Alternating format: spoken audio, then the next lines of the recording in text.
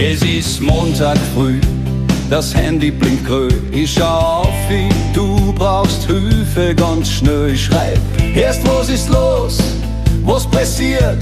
Ich denk mir schon, es ist was passiert. Die Punkte, die hupfen, ich wart ganz hart. Du schickst einen Roman, ich les jedes Wort.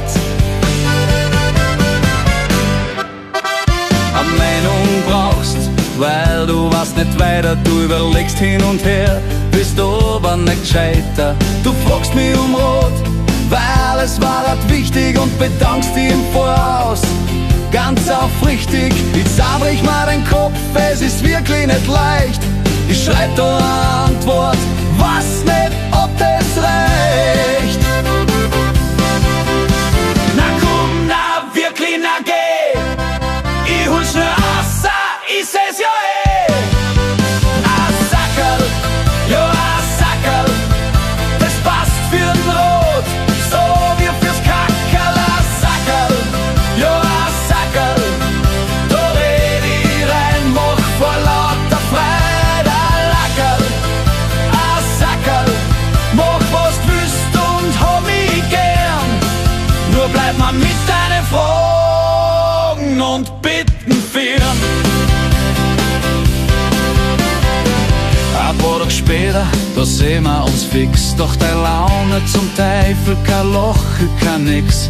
Ich schau dich an, frag, was ist los mit dir? Du drehst dich weg, meinst, trink mal ein Bier. Du fangst an zum Erzählen, ob ich das eh noch was. Dein Roman, meine Meinung, du wirst ganz bloß.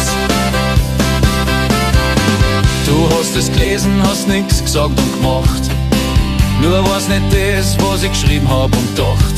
Das Gegenteil von dem, das hast gemeint, ist richtig, und meine Meinung war ein Schatz, danke aufrichtig. Du hast gelernt und gemeint, es passiert nicht noch einmal. Ich denk mir nur, erzählst dem Anton, dem aus Tirol. Na komm, na wirklich, na geh, ich hol schnell raus, ich seh's ja eh. Ein Sackerl, ja ein Sackerl, das passt für den Rot, so wie fürs Kackerl. Ein Sackerl, ja ein Sackerl, da red ich rein, mach vor lauter Freude ein Lackerl. Ein Sackerl, mach was du willst und hab mich gern, nur bleib mir mit deinen Fragen und Bitten fern.